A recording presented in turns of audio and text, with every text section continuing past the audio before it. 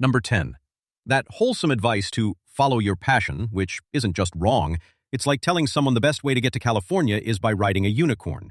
Turns out, passions don't pay bills. The crazy part is, this advice didn't even exist until the 1970s. Before that, people just worked because, starvation is a compelling career counselor. The entire concept was accidentally created by a series of self-help gurus who, coincidentally, found their passion in telling other people to find their passion, at $499 per seminar. Meanwhile, studies show that following your passion leads to lower income, higher frustration, and the special kind of depression that comes from turning the thing you love into the reason you eat ramen 4 nights a week. The more you love something initially, the more you'll grow to resent it when it's responsible for your electricity getting shut off. What actually works? Following your strengths, building competence, and letting passion develop naturally. Like how an arranged marriage sometimes works out better than Tinder. But that advice doesn't sell books or get motivational speakers invited to college campuses, where they can convince art history majors that their $120,000 degree will totally pay off because they're just so passionate about Renaissance paintings. Number 9. Just be yourself. The ultimate self-help snake oil that's been making socially awkward people even more awkward since time immemorial. Here's the thing. Yourself is a work in progress, not a finished product to be unleashed upon unsuspecting bystanders. The advice originated in the 1960s, when authenticity became trendy, promoted by psychologists who were, coincidentally, selling books about finding your authentic self. The irony is that literally every social interaction involves some level of performance. You don't be yourself in a job interview the same way you be yourself when you're alone with explosive diarrhea. Humans are social chameleons by evolutionary design. Studies show successful people don't be themselves. They adapt, like a Swiss Army knife of personalities. The crazy part is that research actually indicates the opposite approach works. Fake it till you make it literally rewires your brain through neuroplasticity. Acting confident actually makes you confident. Being the person you want to be gradually transforms you into that person. But carefully consider social context and strategically adjust your behavior while working to improve your baseline personality doesn't fit on an inspirational poster with a sunset. So instead, we tell awkward teenagers to just be yourself and then wonder why they're still living in our basements at 35. Number 8. The classic never go to bed angry marriage advice, which is basically relationship guidance from someone who's never been in a relationship. Turns out staying up until 3 a.m. to resolve an argument about whether your partner's mother is passive-aggressive is a fantastic way to transform a disagreement about Thanksgiving dinner into a divorce. This gem comes from the Bible's "Don't let the sun go down on your anger" verse, which, may I remind you, was written during a time when the average human lifespan was about 35 years and people regularly died from scratches. Psychology research now shows that sleep deprivation makes you more emotionally reactive than a toddler who's been told they can't eat candy for breakfast.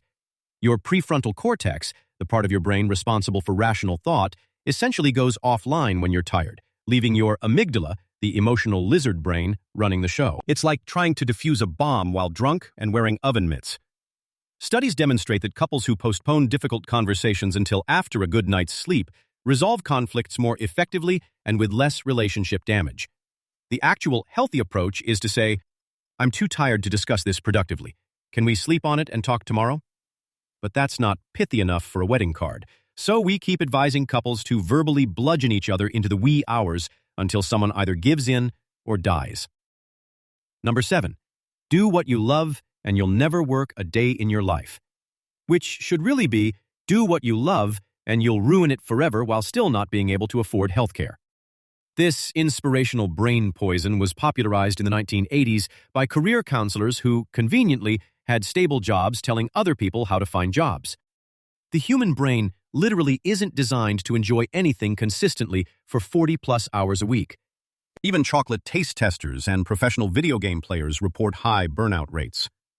The cruel twist is that turning your passion into your job subjects it to market forces, client demands, and deadlines, the very things that kill passion faster than finding a spider in your shoe.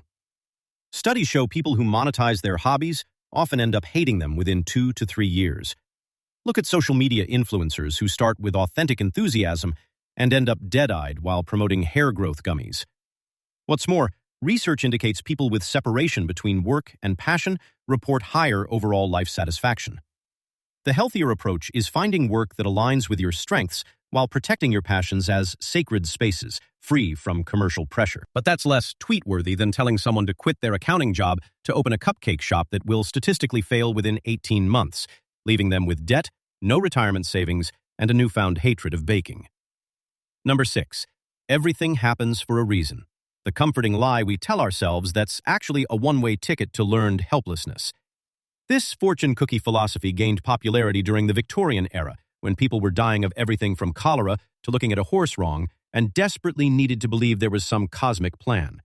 Turns out, telling yourself that getting fired, catching your partner cheating, or developing a mysterious rash are all part of some grand universal design is the psychological equivalent of surrendering to a cult leader. Studies show people who attribute events to fate or divine planning have lower rates of taking constructive action to improve their circumstances. It's like saying, well, I guess the universe wanted my car stolen, so I'll just never lock it again. The dark irony is that this mindset correlates with increased depression and anxiety as people keep waiting for the reason to reveal itself, like a cosmic Godot who never shows up. Meanwhile, research on resilience indicates that people who view setbacks as random or resulting from specific changeable factors recover faster and take more productive action. The healthier approach is recognizing that sometimes shit just happens, and your job is not to divine the mystical purpose, but to respond effectively. But that requires actual work instead of vague spiritual platitudes, so we keep nodding sagely and saying, everything happens for a reason, while watching people's lives implode. Number 5. Never quit. The inspirational poster slogan that's basically society's way of turning you into a miserable persistence robot. This advice got turbocharged during the Great Depression when quitting literally meant starving to death, and then somehow survived into the era of unlimited career options and dating apps. The crazy part is that successful people quit things all the time. They're just strategic about it. Steve Jobs quit college.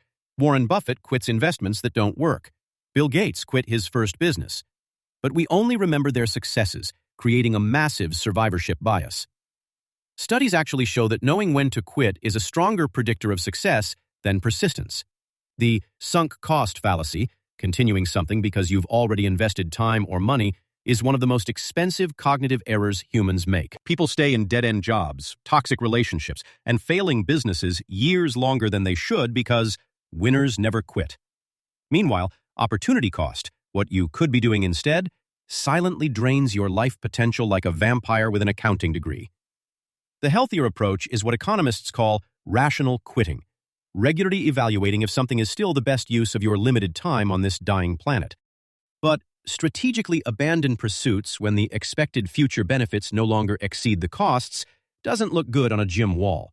So we keep glorifying pointless persistence while wondering why everyone's burned out. Number 4. Money doesn't buy happiness, which is technically true in the same way that water doesn't prevent dehydration. The phrase was popularized by religious leaders and philosophers who, coincidentally, wanted you to focus on spiritual wealth while they handled all your earthly possessions. The scientific reality is more nuanced. Money absolutely buys happiness up to about $75,000 per year, now closer to $95,000 with inflation, which covers basic needs and some comforts. Beyond that, additional income provides diminishing returns, but those returns are still positive, not zero. The real problem isn't money itself, but how people typically earn and spend it. Working 80 hours a week at a soul-crushing job to buy status symbols is indeed a happiness dumpster fire. But research shows money spent on time-saving services, experiences, and helping others reliably increases well-being. The cruel irony is that this advice is typically dispensed by wealthy people to the non-wealthy, like a person in a hot tub telling someone dying of thirst that water isn't that great. Studies consistently show that financial insecurity causes chronic stress, relationship problems, and health issues. Poverty literally lowers your IQ by consuming mental bandwidth with financial worry. The healthier perspective is recognizing that money is an important tool for well-being, while being intentional about how you earn and use it. But that's more complicated than a bumper sticker philosophy, so we keep telling broke people they're not missing anything while they choose between medicine and food. Number 3. Forgive and forget, the emotional equivalent of putting a Band-Aid on a gunshot wound and calling it healthcare. This gem originated in religious texts written during times when people lived in small communities and had to get along or risk being eaten by wolves. The crazy part is that research shows forgetting traumatic experiences is neurologically impossible without brain damage. Your amygdala literally won't let you, because remembering dangers kept your ancestors alive. Premature forgiveness, before processing anger and grief, actually correlates with higher rates of depression and repeated victimization. It's like your emotions are sewage that needs processing. But instead of building a treatment plant, you're just dumping it in your basement and wondering why your house smells. Studies show that true healing requires acknowledging harm, setting boundaries, and reaching acceptance, which may or may not include reconciliation. The even darker twist is that this advice disproportionately harms women and marginalized groups who are pressured to forgive and return to unsafe situations for the comfort of others. The healthier approach is what therapists call forgiveness with boundaries, internally releasing resentment for your own peace while maintaining whatever distance is necessary from those who harmed you. But process your trauma at your own pace and prioritize your safety over others' comfort isn't catchy enough for a Facebook meme. So we keep pressure washing complex trauma with toxic positivity. Number 2, follow your gut, which assumes your intestines contain some mystical wisdom rather than what's left of yesterday's burrito. This advice gained popularity during the 1970s intuition boom, alongside ESP cards and bending spoons with your mind. The irony is that your gut feelings are actually pattern recognition shortcuts from your unconscious mind, which is excellent at some things, detecting social threats, and catastrophically terrible at others, statistics, probability, and basically all of modern life. Studies show these intuitive feelings are heavily influenced by cognitive biases, stereotypes, and what you watched on Netflix last night. For instance, after watching Jaws, people overestimate shark attack risks. After crime shows, they overestimate murder rates. Your gut is basically a paranoid roommate who's constantly watching the worst cable news channel. The truly dark part? Research indicates our strongest gut feelings often come when we're actually wrong. It's called the feeling of knowing, where certainty increases as accuracy decreases.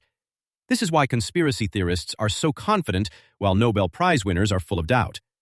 The healthier approach is using intuition as one data point among many, while recognizing it needs constant reality checking against evidence.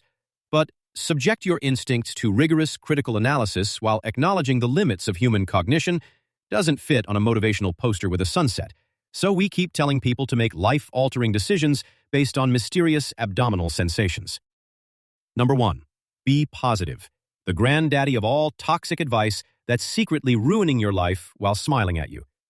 This psychological snake oil went mainstream in the 1950s alongside TV dinners and suburban conformity, then mutated into a full-blown positivity plague with The Secret in 2006. Turns out, forced positivity is about as healthy for your mind as Cheetos are for your body. Studies show that suppressing negative emotions actually makes them stronger and longer lasting. It's like trying to hold a beach ball underwater. Eventually, it explodes to the surface with more force. The even darker twist is that positive thinking has been weaponized by corporations and governments to shift responsibility for systemic problems onto individuals. Can't afford healthcare? You're just not manifesting hard enough. Workplace burning you out? Time for a gratitude journal rather than a union. Research now demonstrates that defensive pessimism and strategic negative thinking often lead to better outcomes than blind optimism. Realistic assessment of threats and worst-case scenario planning are actually associated with higher resilience. The healthier approach is emotional honesty and whole-person acceptance, allowing yourself to experience the full range of human emotions while taking constructive action. But acknowledge your suffering while working toward realistic improvements doesn't sell self-help books or motivational seminars. So we keep spiritual bypassing our way through existence while wondering why everyone's anxious, depressed, and posting inspirational quotes on Instagram at 3 a.m.